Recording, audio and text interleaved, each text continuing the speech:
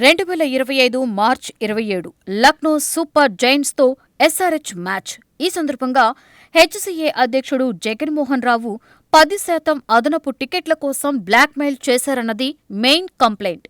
Match జరిగిన రోజున HCA అధికారులు F3 కార్పొరేట్ బాక్స్ను లాక్ చేశారని, ఎక్స్ట్రా ఫ్రీ టికెట్స్ ఇవ్వకుంటే బాక్స్ ఓపెన్ చేయమని తమను బెదిరించారని ఆరోపించింది సన్ రైజర్స్ హైదరాబాద్. హైదరాబాద్ ఉప్పల్లోని Rajiv Gandhi international cricket stadium సామర్థ్యం 39,000 వరకు ఉంటుంది. ఒప్పందం ప్రకారం 10% టికెట్లు హెచ్సీఏకి ఉచితంగా కేటాయించాలి. అయితే హెచ్సీఏ అధ్యక్షుడైన జగన్మోహన్ రావు ఈ టికెట్లతో పాటుగా అదనంగా తమకు మరో 10% వరకు ఇవ్వాలని డిమాండ్ చేశారని ఆరోపిస్తుంది ఎస్ఆర్హెచ్. ఈ డిమాండ్ను సన్ రైజర్స్ హైదరాబాద్ తిరస్కరించడంతో ఈ వివాదం తీవ్రమైంది. హెచ్సీఏ వైఖరి మారకపోతే హైదరాబాద్ నుండి తమ మ్యాచ్లను వేరొక వేదికకు మార్చేస్తామని కూడా హెచ్చరించింది ఎస్ఆర్హెచ్. బీసీసీఐకి, తెలంగాణ ప్రభుత్వానికి కంప్లైంట్ చేస్తామని కూడా తేల్చి చెప్పింది జట్టు. అయితే టికెట్ల కోసం తామెలాంటి బ్లాక్మెయిల్ చేయలేదని అంటోంది హెచ్సీఏ. ఫిబ్రవరి 19న జరిగిన చర్చలలో హెచ్సీఏ అఫెన్స్ కౌన్సిల్ తరఫున క్లబ్ సెక్రటరీలకు టికెట్లు ఇవ్వాలని ప్రతిపాదించామని, F3 బ్లాక్స్ లాక్ చేయడం ఎస్ఆర్హెచ్ అధికారుల నిర్లక్ష్యం వల్ల జరిగిందని చెప్పుకొచ్చింది అసోసియేషన్.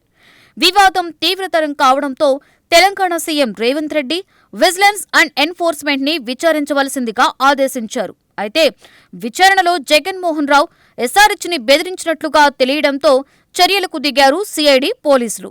ఉప్పల్ స్టేడియంలో మ్యాచ్ కోసం ఎస్ఆర్హెచ్ ఒక్కో మ్యాచ్కి ₹1,00,00,000 వరకు చెల్లించింది. ఇక stadium painting, toilet, AC servicing వంటివి తామే చేసుకున్నా ఆ క్రెడిట్ మొత్తం కూడా తమదేనని జగన్మోహన్ రావు చెప్పుకున్నారని అంటోంది ఎస్ఆర్హెచ్. 2023లో జగన్మోహన్ రావు హెచ్సీఏ అధ్యక్షుడిగా ఎన్నికైనప్పటి నుండి పలు వివాదాలలో ఇరుక్కున్నారు. అంతేకాకుండా ఆయన గుర్తింపులేని క్లబ్ తరఫున పోటీ చేసి గెలిచారన్న పిటిషన్లు సైతం దాఖలయ్యాయి. శ్రీచక్ర క్రికెట్ క్లబ్లో తనకు సభ్యత్వం ఉన్నట్లుగా జగన్మోహన్ రావు ఫోర్జరీ డాక్యుమెంట్స్ను సృష్టించారని, ఆయనకు మిగతా 4 నిందితులు సహకరించారని తేలింది. దీంతో హెచ్సీఏ అధ్యక్షుడు జగన్మోహన్ రావుతో పాటు కార్యదర్శి దేవరాజ్, ట్రెజరర్ శ్రీనివాస్, సీఈఓ సునీల్ కాంటేలు కూడా అరెస్టయ్యారు. వీరిపై Sunrisers Hyderabad, Telangana cricket association తరఫున వచ్చిన ఫిర్యాదులపై 2 వేర్వేరు ఎఫ్ఐఆర్లు నమోదయ్యాయి. ఈ కేసులను పర్యవేక్షిస్తున్న సిఐడి, ఎస్పీ, ఏఎస్పీ ఆధ్వర్యంలో పలు బృందాలతో ఏకకాలంలో చర్యలు తీసుకుని ఈ అరెస్టు చేశారు.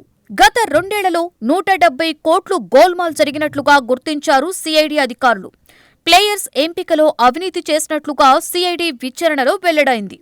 ప్లేయర్స్ పేరెంట్స్ నుంచి డబ్బులు వసూలు చేయడం, హెచ్సీఏలో చెక్ పవర్ను దుర్వినియోగం జరిగినట్లుగా గుర్తించారు. బీసీసీఐ ద్వారా వచ్చిన నిధుల్లో కూడా గోల్మాల్ జరిగినట్లుగా గుర్తించింది సిఐడి. జగన్మోహన్ రావు వేధింపుల వ్యవహారంలో ఎస్ఆర్హెచ్ యాజమాన్యం స్టేట్మెంట్ కూడా రికార్డ్ చేసింది సిఐడి. హైదరాబాద్ క్రికెట్ అసోసియేషన్లో అవినీతి ఎక్కువైందని మాజీ ప్రెసిడెంట్, కాంగ్రెస్ ఎమ్మెల్యే వినోద్ ఆరోపించారు. ప్రస్తుతం ఉన్న బాడీ మొత్తాన్ని రద్దు చేసి ప్రజాస్వామ్య పద్ధతిలో ఎన్నికలు నిర్వహించాలని కోరారు.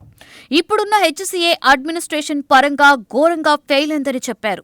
ఎస్ఆర్హెచ్ మేనేజ్మెంట్ను బెదిరించిన వాళ్లపై కఠిన చర్యలు తీసుకోవాలని డిమాండ్ చేశారు.